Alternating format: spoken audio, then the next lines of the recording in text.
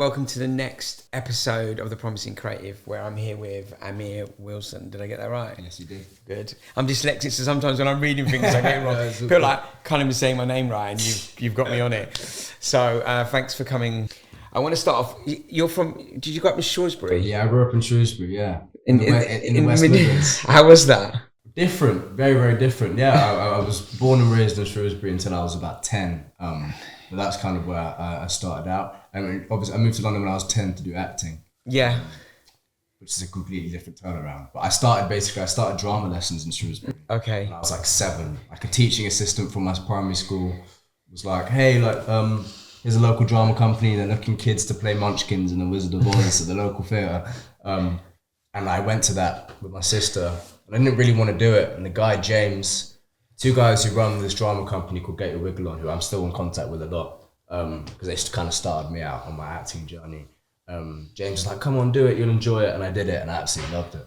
And so I stayed with them for like the next 3 years. Just kind of, I did a bunch of shows with them. And they kind of like trained me up in a sense. And that was all obviously in Shrewsbury. And then when I was 10, my sister had seen in a magazine that The Lion King London on the West End had open auditions, meaning anyone could go. And so I went to that, and there was like 3,000 boys there. And it started like 10 in the morning, and throughout the day, they do auditions, half it, auditions, half it, auditions, half it. Okay. Whole day, like kids crying to their parents, like in this huge hall. It was mad. But then I got down to like the final 4, and then they were like, where are you from? And I said, oh, I'm from Shrewsbury. He was like, well, you can't do the job then. And then I was like, fine. So I went back to my mum and I told them what they said, and she was like, just tell them you're moving to London. Just tell them you're moving to London. And I was like, all right. So I went back and I was like, oh, but I'm actually moving to London soon.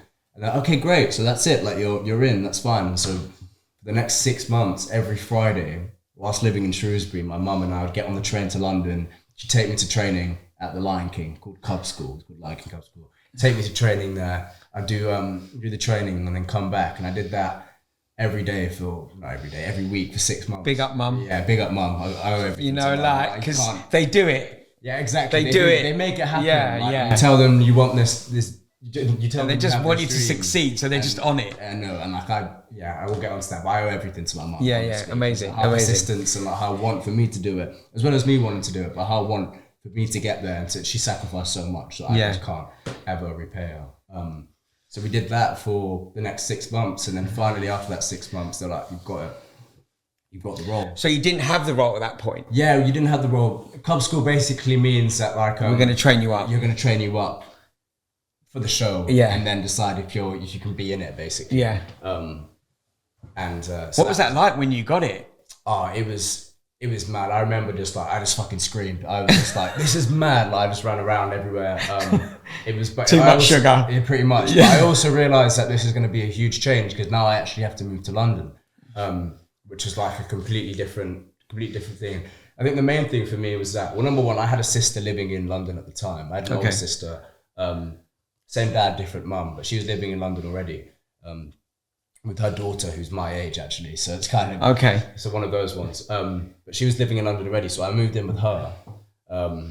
Whilst my mum and my sister, who's my older sister, who's 24 now, 24 today actually. Happy birthday! Happy birthday! She stayed back in Shrewsbury while she was doing her GCSEs at the time. So I lived without my mum and my sister, and I lived with my other sister in London for a bit.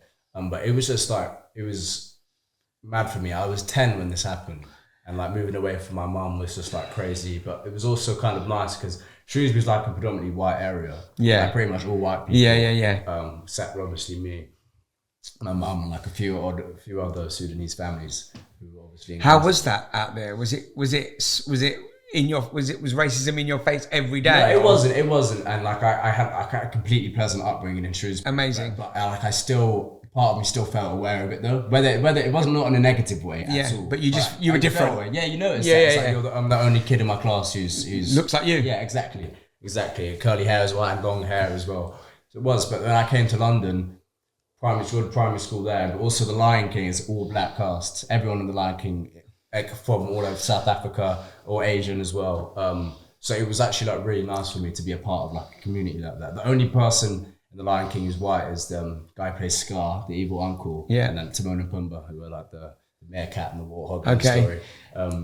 But yeah, so that was just incredible. And I stayed at The Lion King for the next 2 years, basically. How did you study?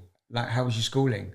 Well, it was fine, because obviously most theatre shows are evening. So for every other Wednesday, I'd miss half a day of school. Amazing. Which was the best day. So I'd wait for those Wednesdays to come about. But it was me and 3 others. But it was on rotation. Okay. So like you would do like 4 shows a week, but on the shows you weren't doing, you'd be on standby. So even if you'd go in and just like whilst the other kid was doing it, you just wait in the dressing room, like ready in case like something felt injured. Yeah. He felt ill or something. It was mad. That was like my first. But I remember it's funny. So my first ever show was at the Lyceum Theatre. Obviously, I walked out. You do like dress rehearsals before, like they prep you up and like they make sure you're ready for the main show. I did like a dress rehearsal, and I slept funny that night, so my neck was a bit like that, and Crooked. I kind of walked out that. But I was like making sure like I wasn't showing it to them, because I really wanted to do this show. And Keller, who was like the kids, like I guess orchestrator, and she made sure everything happened. She worked with all the kids. She's like, Amir, look at me, and I was like, hey, she was like, what's wrong with your neck? And I was like, oh, like, it's nothing. She's like, you can't do this show. So I had to miss my first show and then do it a week later, which I was bummed about. But that feeling when I came out, like, it was mad, because it was like 2,000 people in that audience. And you can only see some of them, obviously, because they put like this smoke thing. You can't see as far. But it was like the best thing. And I stayed there for like nearly 2 years. That's what was it. So what point did you realise you wanted to do this? Because obviously you started at 7. Yeah. So was it instant? Is it the first time you did it, you were like, oh my God, this is what I want to do? I guess so, but I guess I did it because I enjoyed it. Like for me, when obviously I started getting paid to act, it was mad, because I used to pay to do acting lessons. You know, I used to pay just to be able to do that. But I think I had a lot of energy as a kid, a lot of energy that I needed using up. I was very chatty in school, as I'm told. And I was I was a bundle of energy that needed to be used somehow. And I think doing this and doing the drama lessons as a kid like helped me put my energy somewhere else. And I just enjoyed it. I kind of I like performing and doing that. It was fun for me. So you kind of worked there, and you were still doing your schooling, and then your mum came down. Yeah, eventually, like at the end, my dad, who's not with us anymore, but he was living in Tunisia at the time. My dad worked away when I was a kid, and he'd come back and stuff. But he came to London to live with me for a year. So I had it part of that 2 years. I was a year and a half living with my dad, which is like the most incredible thing. Just us two together. We lived in Highgate. It was like so beautiful. He picked me up from the shows, take me to the shows. So that was incredible. And then after that ended, he went up north and was living with my granddad in Bradford. And then my mum came in, but we slowly moved to London, and there was a bit of like a sticky situation, but we ended up, finally moving to London. Moving down. My sister ended up, after her GCSEs, my sister ended up moving here to do college and stuff. Okay, so you all just came down. Yeah, exactly. Yeah. And now we're all based in London. Yeah. We still live together. You do, yeah? Yeah. Oh, amazing. That's really nice. So obviously you did Lion King. What happened after that? You finished it. You did it until you were 13? Yeah, 12. 12? After that, I went to school in Muswell Hill. Okay. So you're a real local boy. Yeah, exactly. And I was just like normal school. After the Lion King, I wasn't acting for a bit, to be honest. I was kind of auditioning and stuff. I didn't have an agent when I did the Lion King. Right. It was an open audition, like you just turned up and did it. I didn't meet an agent through there. But a girl who I acted with in the Lion King was like, hey, like, here's an agency that I'm with, like, this is good, you should sign with them. And I did sign with them, and they were a good agency, but like the things they were getting me for like they got me a job as like an extra on the film, which is great. But it's funny that the film I was an extra in, the lead actor of that film is now like one of my best mates. But I remember speaking to him, going to speak to him as like when I was an extra and he was the main character, and he was kind of giving it the big and not chat to me. And now like he's one of my best mates. Okay. Do you remind him of that? Yeah, all the time. I did that, and then after that I did a show actually. So I did a show called The Secret Diary of Adrian, which was like a books. Yeah, the books. Yeah. I did that in a theatre in London Bridge, and that's where I met an agent. who I'd been with for like the last 7 years. Okay. So in between that period where you weren't getting much work and you were studying, how did you cope with that? Because obviously you wanted to do it. Yeah, I wanted to do it, but also like when you're working, it actually takes up so much of your time. Okay. So having time off was like kind of fun for me. And also I just wanted to be a normal school kid. I was happy. Like if I wasn't working, that's fine. Obviously I want to act and that's always in the back of my mind. But when I'm not, like I'm happy to be at school and being with my mates all the time. Yeah. Because that's what really I should be doing. Yeah. Because when I met this agent, they started putting me up for bigger and better roles. And so slowly, and then I landed a job in a film called The Secret Garden, which was like my first big film. Yeah. And I was like, I think 13 then. And that was. So it wasn't really a long time. No, it wasn't really a long time, but it was like a year and a bit. But like after that, like 13, 14, 15, there's like loads of gaps in between where like there was months where I wasn't working. But I say that like I wasn't like a young kid. It's not like mad for me to not be working. Yeah. But I did that film, and that was just like, I think that when I was like, oh shit, this is, sorry, it's language, was that? Yes, be yourself. Okay, yeah. I was like, oh, this is mad. We filmed at studios called Pinewood Studios, which are like huge studios in the industry. And like, I remember walking down like they have like a Hall of Fame for it, and it's got like Chitty Chitty Bang Bang, like all the Harry Potters are there. They have like a 007 stage, James Bond shot there and stuff. And I was like, wow, this is like proper mad. And we shot there as well. Was you nervous? I was nervous, yeah, but I was working with great actors. I worked with Colin Firth and Julie Walters. Yeah, I mean, what? Who were just like so lovely. Yeah, incredible. It's nice. Like I've been lucky to work with some like great actors, so far, and like it's always just like you just have such an appreciation like for what they do. And I've been lucky to people always ask me like, are these people nice? And are they come across any certain way? And I'm like, no, they're just like they have such an appreciation for what they do. You can just like only just like sit and watch basically. It's absolutely mad. So you went on your first big film, and obviously then you're doing the red carpet, you're doing all the stuff that comes with it, and you're doing interviews. Yeah. How did you prepare yourself for that? Well, because obviously the red carpet thing is actually interesting because by the time all the jobs I'd done had come out, COVID came about. Okay. So like red carpets got shut down. Okay. Like The Secret Garden was meant to have a premiere in like Leicester Square, and it's meant to be this big thing. And then obviously COVID came about, and that got shut down, and then it got released on the streaming service instead. So I was kind of bummed out about that. But in between that, I mean, yeah, it was like you do get media training and whatnot, which is kind of funny. They give you talking points, and tell you to say this and do that, and don't say this and do that. I remember like I went to promote, I did a Netflix job after I did my film. And I filmed in New Zealand for like 2 months, and the Czech Republic for like 7, which was just incredible, from like ages of like 14 to 15, which is just mad. And then when promoting that show, I went to LA, and they took me to LA to do like a press week there. And it was just kind of like the maddest experience. They had like room after room after, they filled out a hotel, room after room after room, and you do one interview, go out, go into the next interview, and it was just like kind of a weird thing. But I found it quite weird at first, because I felt like I had to act a certain way. I had to act how they wanted me to act, or how I thought they wanted me to act in these sort of interviews, or as a person. But then I realized that like I kind of don't, and I just got kind of, the only way I can do it is just by being myself, basically. You kind of assume that like they want you to be a certain way, but I guess that was kind of all in my head. But I was also like 16. I was like, it's a lot when you're 16, because normally when you're 16, you're going out, you get used to sort of dating. You're doing things that 16-year-olds do. And you're in LA bouncing from hotel room to hotel room. Yeah, it was weird. I felt like I spent a lot of from the ages of about 15 or 14 to like 17, 18, pretty much all of that time I spent like filming, with times off, and like I'd come back for summer and stuff. Like I felt like a lot of my like childhood had been like taken away from me in that sense. Obviously I was doing great stuff, but when like you're away for like 9 months at a time filming something, it's good, but like the schooling I'm having is like, I had to do my GCSE mock exams like in a container in Cardiff, and they would like, I did my physics exam and they'd make me do like half an hour of it, take me to set, not let me look at my phone. I'd shoot like a scene for like 3 hours, and they'd like put me back in the container and be like, finish the rest of your exam. I say put me back in the container. This is all like fine, by the way. Yeah. And I was like, this is not some mad. Yeah, I wasn't locked in there. But did you have like moments of loneliness then? Yeah, I guess because even though you've got people around you, you can be lonely. Moments are lonely, but also like I'm surrounded by people, but people were just kind of adults really, which is great because like it got me like, I guess it matured me in a sense when you're only hanging around with people who are older than you.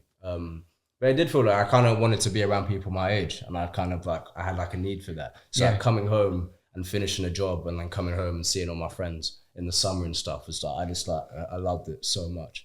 It's one of those things though, I feel like when I'm working, I'm like, oh, this is very tiring. And sometimes like, obviously there's legal things with kids. So with, you can't be in front of a camera more than 5 hours a day if you're under 16. Okay. And 9 hours from door to door, if that makes sense. Yeah. But now I just did a job and we were doing like 14-hour days in Rome. It was just like absolutely mad. But it's one of those things like when you're doing it, you love it so much. And it's like, this is incredible. It's also very tiring, but then when you're not doing it, it's like, okay, I'm happy to not be doing it. But then like you want it again, but when you're doing it, it's like, oh, this is so tiring. So it's kind of like that push and pull sort of thing. But like, I'm so like blessed to be able to do what I do. Like, so. And like there's downsides that come with it, but the downsides like obviously don't really matter. It's just like stuff that I shouldn't really be complaining about. Yeah. But also like, you know, there's a saying that, you know, your problems are just as bad to you as they are to other people and their problems. Yeah. So like, you know, you spent this period of time where you were meant to enjoy being a young kid, playing around, and that was spent in developing your craft. Yeah, exactly. And so I guess when you sort of when you left school, you at 16, when you could have left school, I don't know if it's 16 or 18. Yeah. It was 16 when I was at school. When you left school, was it just like, right, I'm not going to do any more further education. I'm just going to go, right, I'm going to go ham into this. I'm going to push. Yeah. Or was it already pushing? It was already pushing. I was lucky like to have jobs lined up. I did a show called His Dark Materials and I did 3 seasons of it. And that, because 3 books, and I knew I was going to be doing 3 seasons when I signed on to the first season, like it was part of my contract. So I knew when I was going to be working. But when I was 16, I went to a film school called LSA.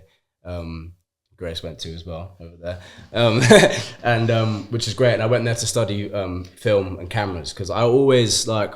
I'll come on to like as well as when I was on set, I found not only a love for what I do, but a love for like how movies are made in general. Especially the camera side of things, especially like I see myself going down that path one day. Not now, it's just something to talk about. But like the process of filmmaking, like I love so much. So when it came to being 16, I was like, well, I don't want to do A-levels. I want to do something that's related to what I do. And LSA was like a new school at the time. Like, I think I was a part of like the second year students ever. So things were obviously a bit rocky within the school. Now it's probably a really good school, and I feel like it's going to be an even better school because they've got like such good funding and equipment and stuff. So on that stance, it's like really, really good. But I went to LSA for like the first year, which is great, learning about cameras and whatnot. And then the second year, I missed 2 months of the second year because I was like filming His Dark Materials. So when I came back, they were like, well, you've missed too much, you kind of can't come back, which I was kind of bummed about. I was a bit bummed that like a film school would then kick me out for being on a film. Thanks for that. Yeah, but it was fun ultimately. But I found film school is great, but you actually learn so much just by being there. Yeah, and being on the job. And I obviously have I'm so lucky to like be on film sets, so it's not like that. And film school's great, but like being on set, I learned so much more from being on sets than obviously I ever would from film school, just because it's like it's hands on. And you could ask the questions direct to the person. Exactly, yeah. And I've been offered to like be a camera trainee and stuff. There was talk last year. I didn't end up doing it. I went away and then I got a job, but I was possibly going to be a camera trainee on Doctor Who, which is shoots in Cardiff. The studios where I filmed His Dark Materials, they filmed Doctor Who there as well. But I see myself getting to that side of things. I take a lot of photos as well, though. I've noticed that. I'm going to come on to that because I was okay. So you we're at about 17, 18 now. You're doing your stuff. You're looking at cameras. You're looking at other things that you could be learning while learning your craft. Because obviously, acting, I guess, tell me, you're forever evolving and learning. Right? Yeah, that's another thing I was going to come on to, because when you act as a child, when you start acting as a child, you don't have like a process towards it. You get told, look, here are the lines you have to learn. Your character feels this way, kind of feel it sort of thing. And you kind of navigate yourself through that way. But ultimately, acting is literally just dress up what we do as kids is dress up, except like you get paid for it and you got to do it on a bigger scale. But honestly, it is that people do that their whole lives. And even like I say a lot, like people are acting every day, all days of their life. How you are with me is not how you're going to be with your mum or how are you with any other people in your life. So I feel like that stuff just comes naturally to everyone. But I never had like a process towards it. So there was a part of me that wanted to go to like drama school at one point, and I still now like I want to take like acting classes and stuff because I can always develop the craft. Like there's always I've got so much learning to do because when you do it, I'm just used to doing it based on my instincts, which are great because instincts are so important in acting. But I kind of do feel like I want to learn a sort of process towards it. Even if like I learn it and then don't use it, that's fine. But I want to learn it just to know like what that feels like. There's so many things. A lot of actors go to drama school and then obviously get into the industry that way. I'm lucky enough to already have a foot in the door, but I don't necessarily have the training. Not to say that I don't have the means to like be a good actor. I think I'm fine on that front, but I just mean like it's still a different process. And I think you see it as well. I mean, like I've watched actors that have started and then as they've grown and done more and more films, it seems like they've got better and better at what they're doing. Exactly. Like, I'm not going to say Tom Hanks, but he springs to mind from when I see him from Big to where he is now, and it just seems more like everything's more refined. I think it's like that in everything we do. The more you do it, the better you become. Your trade craft becomes clearer. So, talk to me about how did your family play a role, and how do they play a role in your support network? Because obviously when you're under pressure and you're doing a 9-month stint, you're not going away for 9 months to be an holiday. You're going 9 months to graft. Exactly. Because it costs a lot of money. You have to work harder to fit within time and budget. Right. What's your support network like? Well, I've been lucky like to be surrounded by great people like my whole life. My mum especially, we did speak about it a bit earlier, big up mum, of course. Like she's been with me in like every single job I've done up until like I didn't need a chaperone. You need a chaperone with you at all times. So my mum, like my first job, Secret Guardian, she was with me every day on set, which is mad. My dad was also like a big supporting factor in my life. So I live with my dad always supported what I did, and I lived with him when I was doing The Lion King, and he always I remember one time I got really upset actually. Towards the end of me doing The Lion King, I didn't say this earlier, towards the end of me doing The Lion King, which I've been doing for like over a year, nearly 2 years, I was getting a bit fed up of it, like doing the same thing, and it was tiring me out. I was kind of like, I don't want to do this. So my dad sat me down. I got a bit upset about it. My dad sat me down and was just like, you don't have to do this. This is like, if you don't want to do this, like you tell us now, and like you can stop right now. And that like, I feel like I put it on myself, but I'd always felt like I like needed to do this. Like I needed to like do this to like, I guess like, make people happy and stuff. Like this is what I do. Like I'm doing this and it's doing fun. So I got to keep on doing it, whether it makes me happy or not. But when I said that to my dad, and he was like, I was only 12, but he's like, you don't have to keep doing this. Like you could stop. I feel like hearing that like made me want to do it more. Cause it's like, I know no matter what, which is obviously logical. Of course he's going to love me whether I do it or not. But to hear him say that, it was just like so important to me. And that stuck with me ever since. And my dad definitely was like so supportive of what I did. I remember like when we watched Stranger Things together for the first time. I remember that's like me and my dad. He passed away whilst I was filming The Secret Garden. I'm sorry to hear that. It was just tough, obviously. Like the first movie I got, my dad came with me like to the first all my like dress rehearsals and stuff, and like he was there for like the beginning of the filming process, and then he passed away like mid shoot, which is just like a complete shock. He had a heart attack and it wasn't expected, and it was like I felt like the world had like flipped around, which is just like absolutely crazy. It's not. I know exactly how that feels. It was shocking. Yeah, it was shocking. Yeah, it was just like he didn't know what to do. It was mad. But I was lucky. I've been so lucky to have such a good support network around me. Obviously, my mum has like played such a big part in that, of course, and my sister as well, who's incredible. My sister, who's obviously it's her birthday today. She now works in the film industry as a casting director, and she's kind of made her own way, which I'm like so proud of her for. She always like showed interest, and like she started out, she met a producer on the job I did with Netflix and like did some assistant work there when she was like 18. And that was like great for her. But then like she found her own way and started working with different agencies and different casting directors and stuff. And now she's working with Heather Baston, who's a great casting director. And like, I'm so proud of her for like paving her way. So she's like been a good support. And it's nice to have someone who works in the industry, same industry as you, like a different part of it. You kind of get a different insight. But no, my mum's just been incredible, man. And all my friends as well. I've had the same friends I basically had the same friends since like when I first came to London in like year 7. They're still like my best mates now. And I think that's really, really important to keep yourself around good people, because it keeps you grounded as well. Not that like I would ever be that way, because I wasn't raised like that. And like it's not like I'm fucking huge or anything, but it's like I have good people around me to always just let me know that like where I've come from and stuff. And it's been like, they're always telling you where you're from. Yeah, exactly. Always telling me to remind me. Yeah, exactly. Things weren't like that. I don't come from a wealthy family. Yeah, like at all. I'm not at all. I'm not.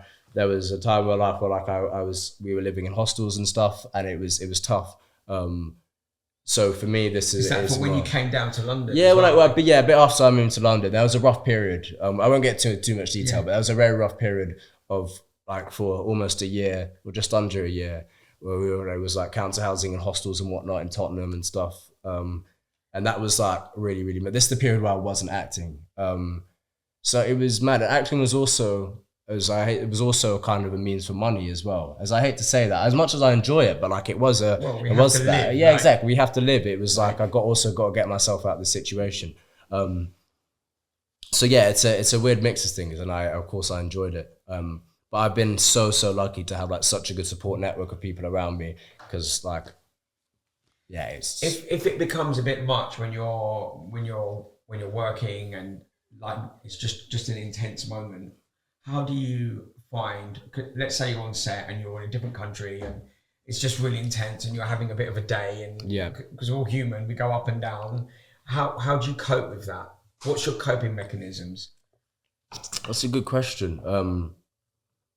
I feel like my coping message is definitely being by myself. I feel like when you're working on set, you're constantly surrounded by people who are always good people. So I know I always have people to talk to. But I feel like sometimes the best way to deal with your problems is by dealing with them yourself. Because if I learned to also like any feeling that I have, embrace it. I feel like, because then like when those feelings come worse, you're able to prepare for it. I kind of used to shut my feelings out a lot. And like if I felt sad, I kind of stopped myself from feeling sad. But like now it's like, if I'm sad, I let myself feel sad, because that's completely okay. And like you've got to allow yourself to do that, because when those times come where things get sadder, like you're able to like deal with that in some sort of way. But coping mechanisms are weird, because I feel like this is weird. Every job I did since my dad passed, I had to act a scene when my dad dies on camera, which was just like, wow, fucking crazy. Yeah, like it was just like, I don't know, by coincidence or just like by the sheer madness of the world. Like I had to do that. Yeah, exactly. So it was, I had to do like 2 scenes like that, which were just like really, really, obviously they were tough. But I had my Uncle David for the first one. Actually, no, the second one. I had which is in His Dark Materials. The story is that like character hadn't seen his dad for a long time, and his dad finally comes back into his life, and then he dies, which is something I reconcile with, definitely. My dad was around, but like he was like kind of like a distant thing. We'd speak to him on like Skype and stuff, and he'd come visit us. But like the time my dad passed, like I lived with him when I was doing The Lion King, and I'd spent a lot of time with him. But it was that time where he was like he was planning on moving back to the UK and stuff, and then he was gone. So like doing that, like it was mad. So when filming those scenes, how did you do that scene then? It was mad. Well, before like, the directors and producers were like, "Amir, are you okay doing this?" Well, I was like, "Well, it's in the script, and this is in the book. This is the story. This is what I have to do. Like whether I want to or not." You came at it professionally. Yeah, exactly. This is what it is. And I mean, that's hard. It was tough. I mean, I was like 15 here, but my Uncle David came to set that day, and he was just with me, and it wasn't like I needed it, but to know that like I had that, if I was there, that kind of support mechanism, and I just gave him a big hug after, and it was good. But yeah, did you feel better for doing it? Yeah, I did, but I also I didn't want to heal my father's passing like through doing this acting. Yeah. So now, anytime if I need to be upset in roles, I don't think about my dad. Yeah. Because I don't want to then be like, every time I have to be upset in a role, I have to think about my dad, because I don't want to almost like desensitize myself to that. I don't want my brain to signal my dad being with something that's like work related. It's not that, even though it was in those moments, because there's scenes where that happens. But I try to just completely take that. Where do you go when you need to be happy or sad, or does it vary? Do you have to go somewhere to be happy as well? Yeah, I guess so. But no, it's a weird thing. I guess, I mean, honestly, if I need to like cry, I just like look at a spot for ages and try not to blink, and then like tears suddenly form. There's no cheat code to it. Trick. There's no cheat code to it. I do have to allow myself to be emotionally vulnerable and set all the time. But also just like, life can be sad sometimes. It's like completely. Life is hard. Yeah, exactly. It can be. Yeah. And I think also when you I'm just talking about from my own experience, when you're coming from a background that isn't, affluent and it's a hustle and people are working hard to put food on the table, like it's not easy. And I'm not saying that whether you come from a background where there's loads of money and people have got money, they still have their own problems. Like money don't buy you happiness, of course. but it can put food on the table. 100%. And when we're struggling to go through life, it's not as easy as that. No, not at all. And I'm not saying that we'd have more to. And I'm not saying me and you, like my family have more to be grateful for, and we were more grateful, but we saw the hustle, and the hustle was real. Yeah, we were living it. Yeah, it's a real thing, 100%. So the battle is always there. Yeah. So you stay grounded by your friends, which is really good. Stay grounded with my friends and the people I keep around. I've got people that are doing really well, and they come back when they need to be grounded. And we find that with them, when they come back, they just get put. It's not a cuss, but they get a little tweak, and they come back down to earth. Yeah. It's also good to remember that whenever things are going good, like it's going good right now, it's not always going to be like that. Like appreciate it when it's going good, and that's fine. But like it's not always going to be like that. Because the thing about acting is that, I was going to say earlier, is that you only get work when you get work. If that makes sense. You almost have to make your own work. Like you only film a job when you get an audition and you get that audition. So it's like, it's very important to keep yourself occupied by doing other things and like have things.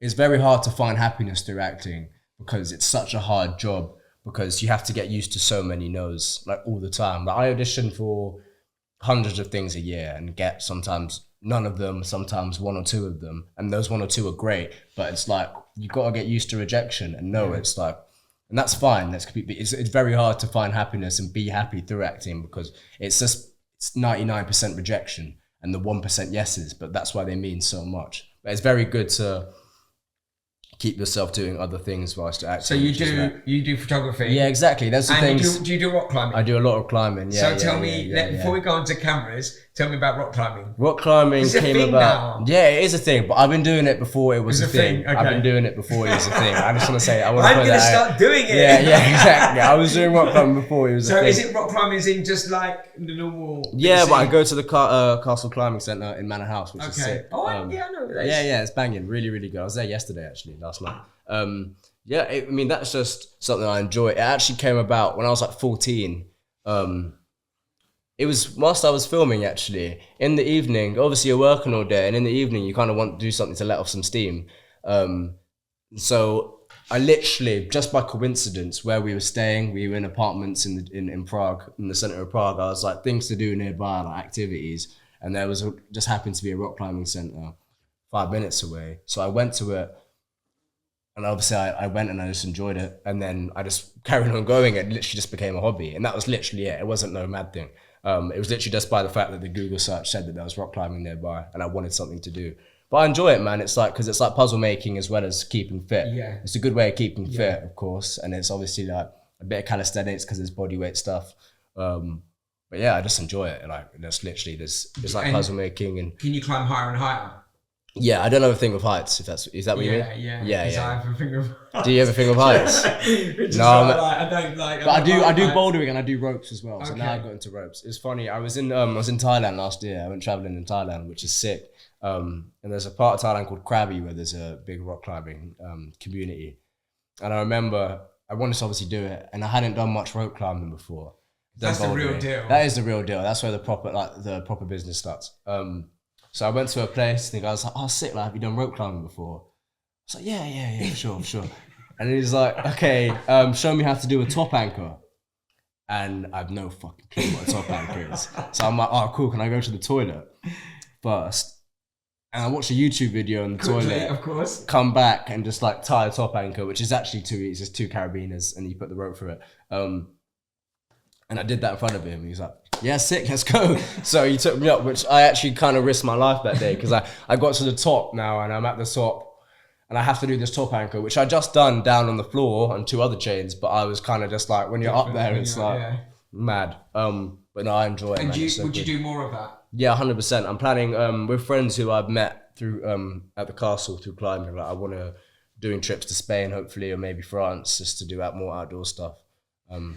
It's mad. So, when you started acting, you were young, and obviously you fell into acting because you enjoyed it. Yeah. And obviously that's very creative. Yeah. How did photography come about? Because obviously you didn't film and you enjoyed it. Yeah. As soon as you picked up the camera, did you think, oh my God, I want to take pictures? Yeah. I guess so. Yeah. My dad was a photographer. Okay. Not like as his profession, but he has photos which I'll be posting soon. But he took photos, and my dad was white English. He's from Bradford up north. But he moved to Sudan when he was like 21. And just because he went to SOAS University and he studied Africa and he fell in love with like the culture and stuff. Mind you, he met my mum in 1999 or 1998, but he moved to Africa like 20 years before that, just to kind of like live there and be a part of that culture. To immerse himself in it. To immerse himself in it. And he was like his profession, kind of a bunch of things, but he was like a bookseller almost of like old African books. So he was creative as well. Yeah, creative as well. Big reader as well, which definitely sparked my creative thing. My dad would always like want me to read like all the time, like read. If I'm not doing something, like read. Yeah. And my dad, like in his house in Tunisia, just like bookshelves. Like he loved his books more than anything. I think that was like a main thing in like inspiring my creativity, just to have all these books around me and his one for me to read. But he was also a photographer. He also took photos whilst he was out there, and there's some beautiful photos that he took.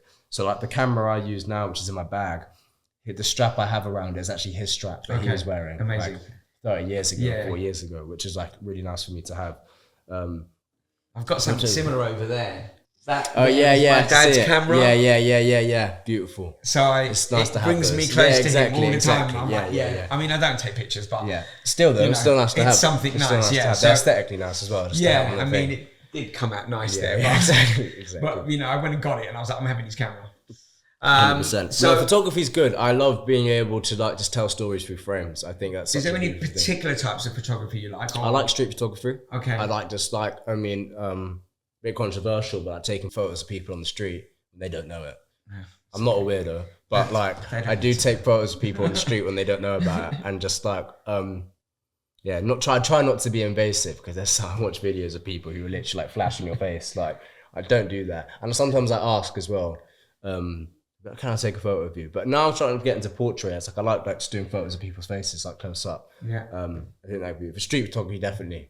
I used to like the look of like architecture and things and like shapes within buildings. Yeah. And that's kind of how I started out. Is there anything that you would love to, is there a particular picture you'd like to take, or of a person if you're doing portraits? Or? Not really, because with street photography, it's random and you never know what you're going to get. Yeah, exactly. It's the moment. Moment. So you can't really wait for that perfect moment. You're just snapping away. You can't think of like a good photo in your head, but you know it when you see it. Does that make sense? Yeah, it does. So yeah, photography, and that's just another thing I do. Is when I'm not, I don't do it all the time. Like I go through phases where like I'm taking photos loads, and also phases where like I'm not doing it at all. I go through like bursts of energy of things, and I'm like, I love it, and then like I put it aside for a bit and just like not do it, and then love it again. But yeah, photos just keeps me occupied as well, which is just, it's good. So you're kind of like at a point now where you're getting more and more recognised from your work. Yeah.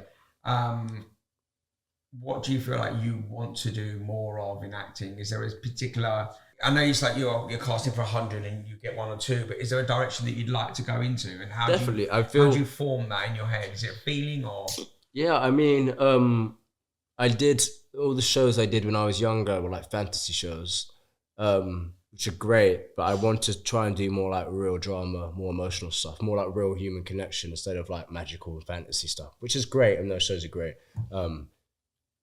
But if I had a choice, I would stray away from that and to do more real emotional stuff, because that's the stuff I want to try and do. Stuff that I would really want to watch myself. I'm not a huge fan of fantasy shows, but I love like real and emotional things and like dramas, gritty dramas and stuff. I love like detective films as well. I love like detective and crime stuff as well. That's proper. Would you write a play or a screen or? Writing's definitely something I want to do, but it's always easier said than done. Like you always like I have stories in my head that would be cool, but like nothing's like it's nothing until it's written. But there always is like there was a quote that I read which I liked, and it was like, a shit bit of writing is better than a writing that's not written. You know what I mean? So it's like I kind of just got to get the pen down and do it. But it's not something I've properly done yet. I think also you've got to sit down and be like, right, I want to put myself in this mode to get it out of here exactly. onto the end. I feel like I'm ready to do. Like I want to do it, but like I feel like one day it will just come to me and I'll be ready to do it. Yeah. Would you direct or anything? Would you? Definitely direct. Definitely direct. I want to definitely get behind the camera. Is that 100%? Some form or shape. 100%. Yeah. I'm an actor and that's fine, but like I don't want to. If I'm going to be in this industry for a long time, which I hope I am, I don't want to just be in front of the camera. I want to be behind it as well. Yeah. Okay. So I guess sort of like I want to finish today on asking you about like what advice would you give? It's a sort of standard question I ask to everyone. What advice would you give to anyone coming into the industry? And if there was anything that you would give yourself as a bit of advice, like starting out on this journey when you were 10. Yeah. Oh my God, it's like mad. It's like 10 years old. But you know, like what advice would you give for your younger self, but also what would you give to other people now that are coming into the industry that are not 10? Yeah. That are just like, you know, I want to go into acting, you know. I think firstly, I'm always in need of advice myself, so I don't always have the answers to these things. But I feel like what's been important to me recently is not stop thinking about the long term so much and start thinking about like just being a better person or being better than you were yesterday is more important than thinking about the long term. I feel like when you plan for the future, something like New Year's resolutions, where it's like by the time it's January and you haven't done your New Year's resolution, you're like, oh, it's okay because I've got the rest of the year to do it. And then you never actually end up doing it. I feel like when you plan more short term, it's easier to get things done. So when you start focusing on just like constant improvement every day rather than like, okay, by this point I need to be there, naturally those things will go if you start always trying to improve yourself day by day. But for people in creative industries, I guess just take everything in, just try and absorb everything around you. Watch things you wouldn't normally watch, speak to people you wouldn't normally speak to. I love talking with people, like when I'm out and stuff, just like talking rubbish to loads of people, because like you can probably learn so much. You learn so much from doing that, and you can just take things in.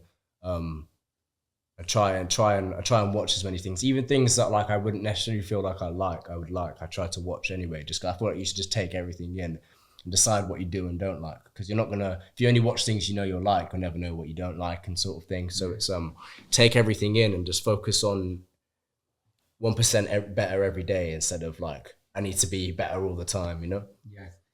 Sometimes, that was a long answer. Sorry. No, it's fine. It's a perfect answer. And I think also sometimes it's like the analogy of like thinking too far ahead can also be a burden. Yeah, exactly. It's like it's just a headache. Like, I want to do that, and I didn't quite get there, and it's always pulling you down. So I like the idea of it just being small bite size. Yeah, exactly. And there's that quote. It's like I